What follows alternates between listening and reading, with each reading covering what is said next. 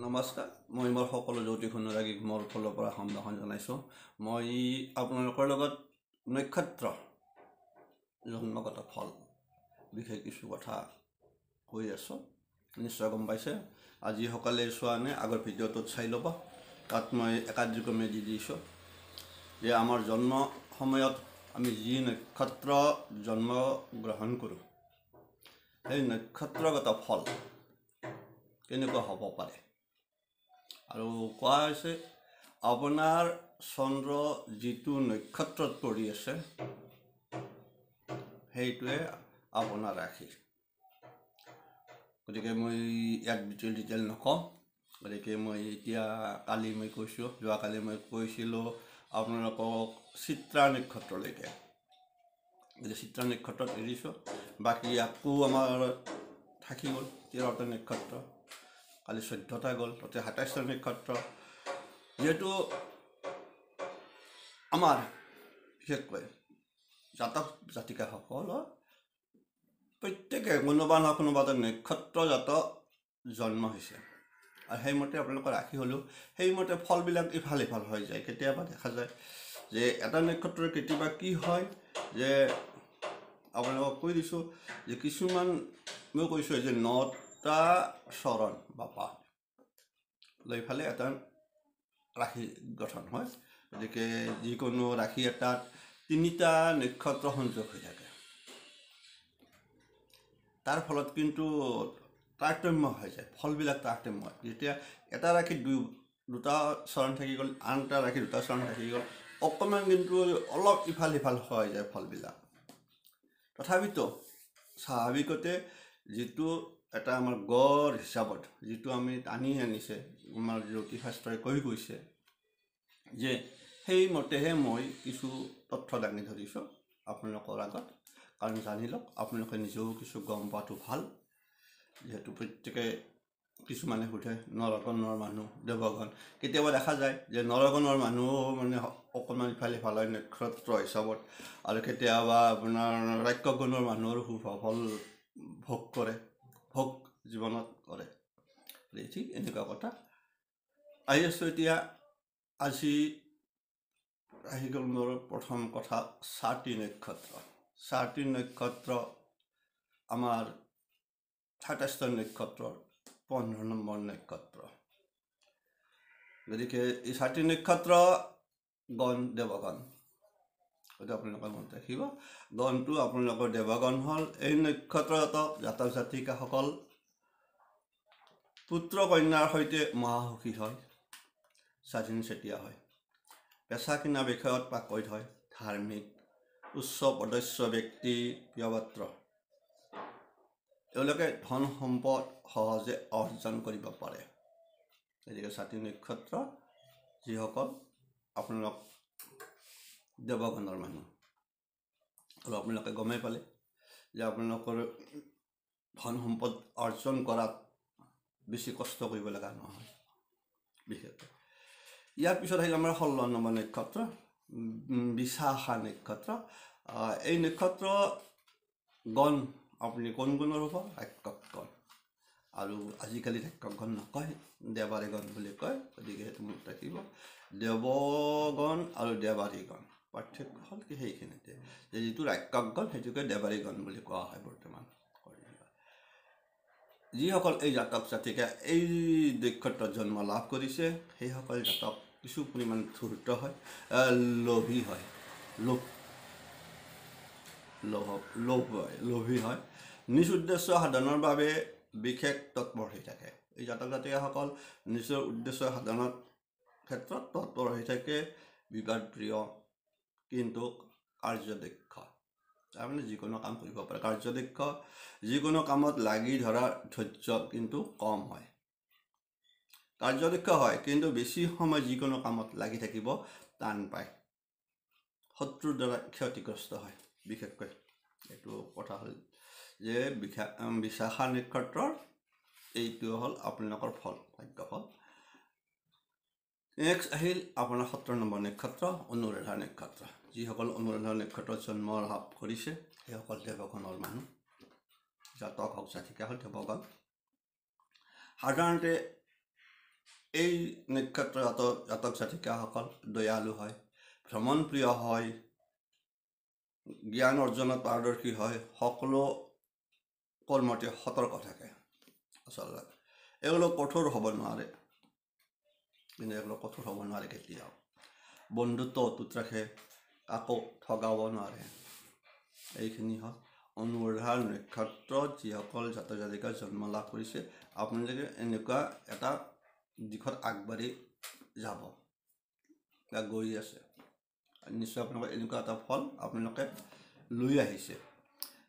ইয়াৰ পিছত আহি গ'ল আপোনাৰ 18 নম্বৰ নক্ষত্ৰ, যিটো কোৱা হয় জ্যেষ্ঠা নক্ষত্ৰ। জ্যেষ্ঠা নক্ষত্ৰ, এই নক্ষত্ৰ আপোনাৰ গণটোৰ একক গণ, দেৱাৰী গণ। এই জাতক জাতিকাসকল আপোনাৰ সাধাৰণতে সুন্দৰ মুখশ্ৰী হয়, দেখাত ধুনীয়া হয়। জাতক ভোগী হয়, ভোগ কৰিব পাৰে, বলৱান হয়, বহু মিত্ৰযুক্ত হয়। কিন্তু যদি অৰিষ্ট গ্ৰহই অশুভ স্থানত থাকিলে জাতকৰ জীৱন দুখময় হ'ব পাৰে। কাটি থাকিল কথাটো। অৰিষ্ট গ্ৰহ যুক্ত হয়, এই নক্ষত্ৰৰ লগত যদি আপোনাৰ বিপৰীত কিছুমান যিটো গ্ৰহৰ মানে আপোনাৰ নক্ষত্ৰটো অধিপতি হৈ বহি আছে, তাৰ সলনি যদি বেলেগ এটা হৈ আহি যায়, বহি থাকে, তেতিয়াহ'লে অশুভ স্থান মানে আপোনাৰ বিশেষকৈ ষষ্ঠ, অষ্টম বা দ্বাদশত, তেতিয়াহ'লে জাতকৰ জীৱন দুখময় হ'ব সম্ভাৱনাটো থাকে। ভাল এনে, কিন্তু কথা আহি পৰি তাতে।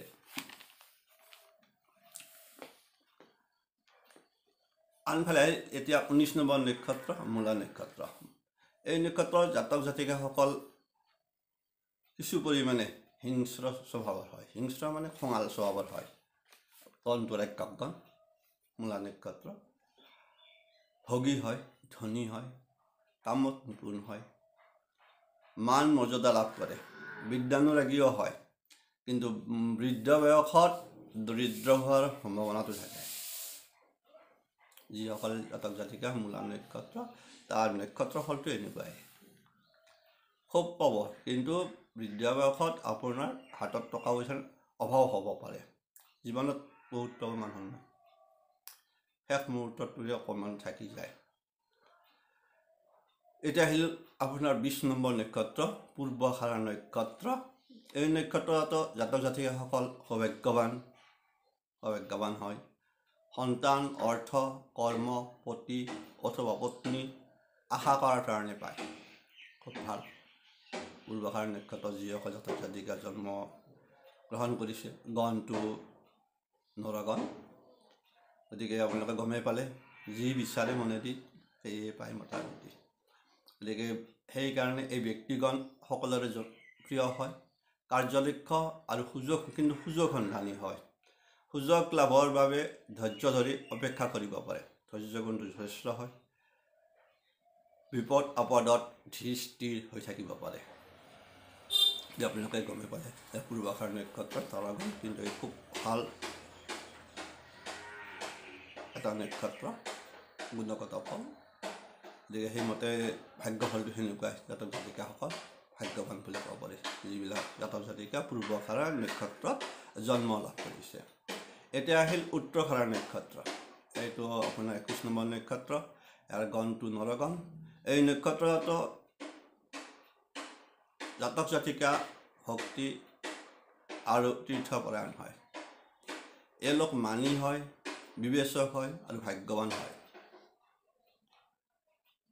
গুণৱান হয়, উৎসাহী হয় আৰু খ্যাতিমান হয়, আৰু সন্মান লাভৰ অধিকাৰী হৈ থাকে। উত্তৰাখাৰা নক্ষত্ৰটো ভাল, সন্মানৰ অধিকাৰী গ্ৰহ। গম পালে, এইটো পিছত মোৰ নক্ষত্ৰ আপোনালোকক কৈ থলোঁ। এতিয়া আপোনালোকে গম পাব যে মোৰ আচল নক্ষত্ৰটো কিন্তু উত্তৰাখাৰা নক্ষত্ৰ মোৰ। গতিকে মোৰ সন্মান লাভৰ অধিকাৰী হৈ থাকে। গতিকে আনৰ পৰা সন্মান আদায় কৰিব পৰা সক্ষমতাটো এই লোকৰ শকত থাকে, উৎসাহী। গতিকে খুব ভাল, গুণৱান, খ্যাতিমান। ইয়াৰ পিছত আহিল শ্ৰাৱণা নক্ষত্ৰ। শ্ৰাৱণা নক্ষত্ৰ 22 নম্বৰ নক্ষত্ৰ, দেৱগণ। এই জাতক জাতিকাসকল পণ্ডিত হয়, কিন্তু থাকিল ধূৰ্ত আৰু নেচাগ্ৰস্ত, অলপ ইফাল সিফাল হৈ থাকে, কিন্তু আপোনাৰ পণ্ডিত হয়। পণ্ডিত হয়, ধূৰ্তও হয়, মনত ৰাখিব। আৰু নিচাকাৰক বস্তুৰ ক্ষেত্ৰত অলপমান দুৰ্বলতা থাকে। আমোদ প্ৰমোদ প্ৰিয় হয়, ক্ষতিমান হয়, দীৰ্ঘায়ুযুক্ত হয়। আনফালে ভাষা সাহিত্য আৰু শাস্ত্ৰানুৰাগীও হয়। চাব, তাৰমানে গোটেইখিনি গুণে আছে এইবিলাক, বিশেষকৈ শ্ৰাৱণ নক্ষত্ৰ দেৱগণ যিসকল জাতক জাতিকা জন্ম সেইসকলৰ গোটেইখিনি গুণে আছে, ভালটোও আছে, বেয়াটোও থাকিব, গতিকে গম পালে। নেক্সট আহিল আপোনাৰ 23 নম্বৰ নক্ষত্ৰ ধনিষ্ঠা নক্ষত্ৰ। এই নক্ষত্ৰত ব্যক্তি স্বাভাৱিক সৎ স্বভাৱযুক্ত হয়, সংগীত প্ৰিয় হয়, গুণৱান হয়, ধীৰ হয়, কিন্তু পত্নীৰ লগত সম্পৰ্ক ভাল নাথাকে। এইটোৱে ডাঙৰ কথা। বিশেষকৈ ধনিষ্ঠা নক্ষত্ৰ জাতক জাতিকাসকল সাংসাৰিক জীৱন সিমান সুখৰ নহয়, কিন্তু এনে কিন্তু বহুত ভাল, সকলোৱে ভাল বুলি কয়। সৎ স্বভাৱযুক্ত, সংগীত প্ৰিয়, গুণৱান। বিশেষকৈ কথা কৈছে কি, যে কোৱা আছে যে শনি যদি সপ্তমপতি হয় এই নক্ষত্ৰত থাকে, যৌন জীৱনত সমস্যা আহে। কাৰ এইটো? ধনিষ্ঠা নক্ষত্ৰ যিসকল জাতক জাতিকা। গতিকে আপোনালোকৰ জীৱনত বা কাৰণত আহিলে আপোনালোকে ভাবিব, গম পাব আৰু যে মোৰ নক্ষত্ৰৰ ফল, এইটো ভাগ্যফল। তাৰপিছত আহিল আপোনালোকৰ ধনিষ্ঠা নক্ষত্ৰ কৈ দিছোঁ, সেইটো ৰাক্ষকগণ কিন্তু ধনিষ্ঠা। নেক্সট আহিল 24 নম্বৰ শতভিষা নক্ষত্ৰ, ৰাক্ষকগণ বা দেৱৰীগণ।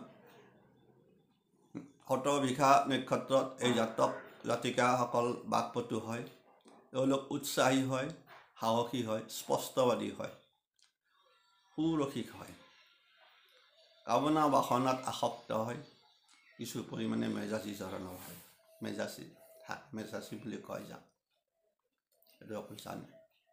মোৰো অলপ আছে বদমেজাজ, কিন্তু মই কিন্তু নহয়, নহ'লেও মোৰো সেই মেজাজটো আছে অলপমান, মেজাজী গুণটো। যিটো ভাল দেখোঁ সেইটোকে কৰোঁ, স্বভাৱ। গতিকে আপোনালোকে গমে পালে, শতভিষা নক্ষত্ৰ ৰাক্ষকগণ, বাকপটু, উৎসাহী, সাহসী, স্পষ্টবাদী, এইখিনি থাকে। তাৰপিছত আহিল আপোনাৰ পূৰ্ব ভাদ্ৰপদ নক্ষত্ৰ। এইটো আহিল 25 নম্বৰ নক্ষত্ৰ, নৰগণ। এই জাতক জাতিকাসকল ধনী, সৎ চৰিত্ৰৱান হয়, শত্ৰুজয় হয়, লোকপ্ৰিয় হয়। এওঁলোক দানী আৰু সুখী হয়, পক্ষপাত আচৰণযুক্ত হয়। এইটোৱে ডাঙৰ গণ্ডগোল থাকিল কি, পক্ষপাতযুক্ত আচৰণযুক্ত হয়, এনে কিন্তু খুব ভাল। নিজৰ উদ্দেশ্য সাধন নহ'লে নিজে নিজে দহি পুৰি মৰে। আমি যে কম, মানে আনৰ ভাল হোৱা দেখিব নোৱাৰা যিটো গুণ, এনে কিন্তু আপোনাৰ চৰিত্ৰৱান, দানীও, দান কৰিব। কোনোবাই যদি দান কৰোঁ, সি দান কৰোঁ, এই নক্ষত্ৰ জাতকৰ এটাই চব। আমি যে কওঁ, কিছু মানুহ দেখা যায় যে মই দিম, আনে দিলে ভাল নাপায়, ঠিক এইটো যিটো এইবিলাক পূৰ্ব ভাদ্ৰপদ নক্ষত্ৰত যিসকল জাতক জাতিকা জন্ম লাভ কৰিছে সেইসকলৰ এইটো থাকি যায়, যে এনে কিন্তু ভাল, কিন্তু নিজৰ উদ্দেশ্য সাধন নহ'লে নিজে নিজে দহি মৰে। তাৰপিছত আহিলে আপোনাৰ নৰগণ, এইটো তাৰপিছত আহিল 26 নক্ষত্ৰ উত্তৰ ভাদ্ৰপদ নক্ষত্ৰ, গণটো নৰগণ। এই নক্ষত্ৰজাত জাতক জাতিকাসকল ৰসিক হয়, বিদ্বান হয়, ধাৰ্মিক হয়, পৰোপকাৰী হয়, চতুৰ আৰু সুখী হয়, ভাল। এই নক্ষত্ৰ যিসকল জাতক জাতিকা আপোনাৰ জন্ম লাভ কৰে সেইবিলাক ভাল মোটামুটি। আৰু আন এটা গুণ হ'ল কি, আনক সৎ পৰামৰ্শ দিয়াটো এওঁলোকৰ স্বভাৱজাত লক্ষণ। আনক সৎ পৰামৰ্শ দিয়াটো স্বভাৱজাত লক্ষণ। কিছুমান মানে আনক পৰামৰ্শ দি ভাল পায়, একচুৱেলি ভাল পৰামৰ্শই দিয়ে, কিন্তু সেইটো মনত ৰাখিব। যিবিলাক লোকে পৰামৰ্শ, কিছুমান মানুহ আছে পৰামৰ্শ দিয়ে, সৎ পৰামৰ্শ দিয়ে, ক'ব নোৱাৰাকৈ কৈ দিব। আপুনি কিবা এটা ক'লে, হ'ব অমুক অমুক কৰাচোন, এইটো অলপ সৎ পৰামৰ্শ, যিটোৰ পৰা আৰু অন্যায় নহয়, সেইটো সৎ পৰামৰ্শ। গতিকে উত্তৰ ভাদ্ৰপদ নক্ষত্ৰত যিসকল জাতক জাতিকা জন্মগ্ৰহণ কৰে সেইসকলৰ এই গুণটো থাকি যায়।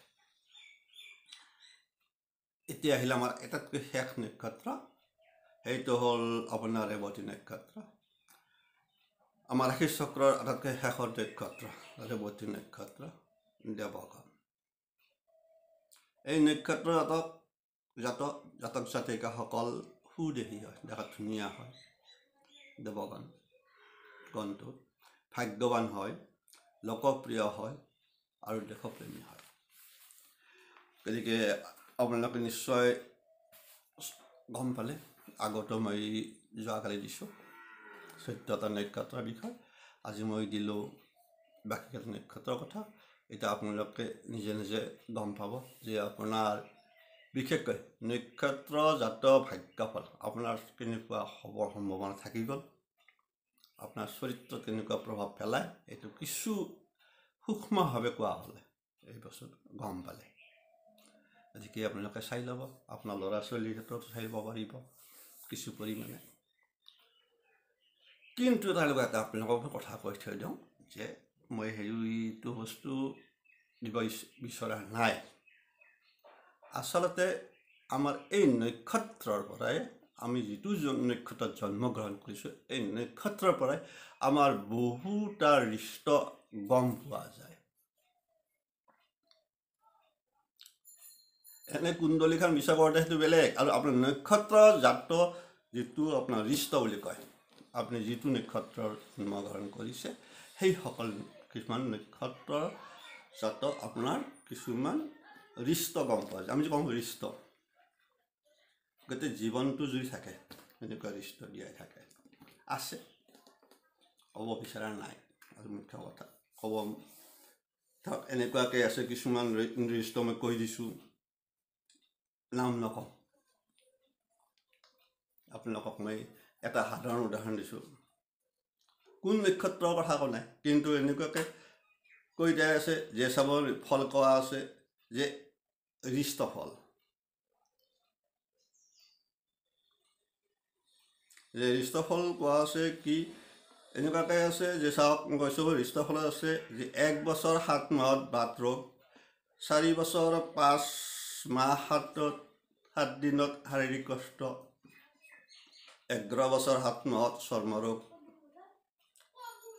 আপোনাৰ 13-16 বছৰ 2 মাহত উদৰ ৰোগ, 19 বছৰ 9 মাহত কোমৰৰ বেদনা ভোগ কৰিব, 30 বছৰত ৰাহু ৰিষ্ট,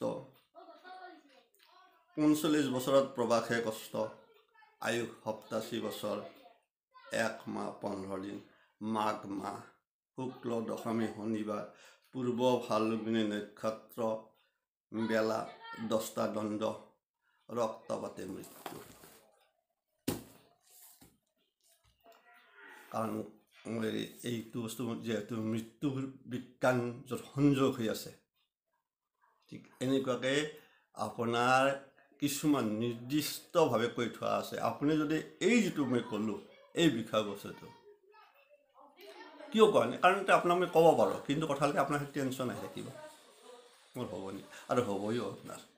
আচৰিত কথা, মই এটা কথাই এইকাৰণে কৈছোঁ যে মই এই বিষয়ে কিছুমান বিষয়বস্তুৰ ওপৰত মই খুব এটা সূক্ষ্মভাৱে বিচাৰ বিচৰা কৰি থাকোঁতে মই লক্ষ্য কৰিছোঁ, ইয়াৰ লগত আপোনাৰ যিখন ত্ৰিপাপ চক্ৰ, আপোনাৰ জন্মগত ত্ৰিপাপ চক্ৰখন কিন্তু এই নক্ষত্ৰৰ ওপৰত ভিত্তি কৰি পেলাই বনোৱা আছে আপোনাৰ। আজি মই আপোনালোকক কৈ দিলোঁ, এই যে মই ক'লোঁ এইকেইটা কৈ দিলোঁ যে আপোনাৰ ৰিষ্ট কেনেকৈ থাকিব, এই বিষয়টো যদি আপুনি চায়, আপুনি হয় তেতিয়া সেই বয়সত আপুনি আপোনাৰ যিখন কুণ্ডলীত লিখি থৈ দিছে, ত্ৰিপাপ চক্ৰ বনাই দিছে, তাত আপোনালোকে চাব পাৰে সেই বয়সৰ সেই সময়খিনি। বিশেষকৈ হয় আপোনাৰ কেতুকুণ্ডলী, আপোনাৰ গুৰুকুণ্ডলী, এইবিলাকক হয় আপোনাৰ ৰাহু সংযোগ হৈ আছে, আপোনাৰ ইয়াত দেখিব দুডাল আঁচ মাৰি থৈছে, ক'ৰবাত আপোনাৰ ক্ৰছ মাৰি থৈছে, তাৰমানে ত্ৰিপাপ সেই বছৰটো, কিন্তু ইয়াত দি থৈ দিছে আপোনাৰ কিন্তু সেইটো দেখি হ'ব ৰাহুৰিষ্ট হৈ আপোনাৰ বেমাৰ আজাৰ দেখুৱাইছে লক্ষ্যত প্ৰায় একে আৰু মৃত্যুযোগটো আপোনাৰতো মই কৈ দিলোঁ এনেকুৱাকৈ মৃত্যুযোগ কেনেকৈ হ'ব যিটো এতিয়া মই যিজনৰ নাম কোৱা নাই যিটো নক্ষত্ৰ ক'লো ফল আপুনি গমে পালে যে 87 বছৰত মৃত্যু হ'ব আবেলি ৰক্তপাত তাৰমানে কি বুজি পালে এই যি মানুহ এক্সিডেণ্ট হৈ মৰি যায় বা হয়তো অপাৰেশ্যন কৰিলে 87 বছৰ হৈছে মনৰ দেহত অপাৰেশ্যন কৰিলে ৰক্তপাতত মানে ভাবিব নাবাচে কিন্তু নক্ষত্ৰজাত ফল খুব এটা মানে সাংঘাতিক ফল আৰু এই নক্ষত্ৰজাত ফলটোৱে আমাৰ বনোৱা আছে ত্ৰিপাপ চক্ৰ আমাৰ কুণ্ডলিত কয় যে ত্ৰিপাপ আপোনাৰ ত্ৰিপাপ চলি আছে অমুক অমুক কৰবা ইয়াত যেনেকৈ নক্ষত্ৰ অনুযায়ী যিটো কোৱা আছে যে অমুক বছৰ অমুক বছৰ অমুক দেখা পাব আপোনাৰ সেই সময়খিনিত কিন্তু তাতে হৈ আপোনাৰ সেই বছৰ আপোনাৰ ৰাহু মংগল কেতু সংযোগ আছে নহয় 3 কেতুৰ যোগ হৈ আছে সেইটো বছৰ হৈ আপোনাৰ মানে 2টা অশুভ গ্ৰহ বহি আছে হৈ ৰাহু আছে শনি আছে বৃহস্পতি আছে ঠিক আপোনাৰ অশুভ গ্ৰহত 3টা কোনোবাটো 3টাই আছে কেতিয়াবা আপোনাৰ দেখিব 2টাই আছে ঠিক এনেকুৱা কথা গতিকে সেইটো বিশেষ জানি আনিব বিচৰা নাই মই আপুনি জানিলেও কোৱাটো উচিত নহয় বুলি ভাবোঁ কাৰণ আপোনালোকক মই দিব পাৰোঁ কিন্তু কথা হ'ল আপোনালোকে টেনশ্যন খাই যাব গতিকে টেনশ্যন দিব বিচৰা নাই আজিলৈকে আপোনালোকে কেৱল যিখিনি শুভ ভাগ্যফল কিছু ক'ব পাৰে সেইখিনি দিছোঁ মই গোটেই আছে জ্যোতিষত এৰিছোঁ ভালদৰে ভালে থাকক মংগলে থাকক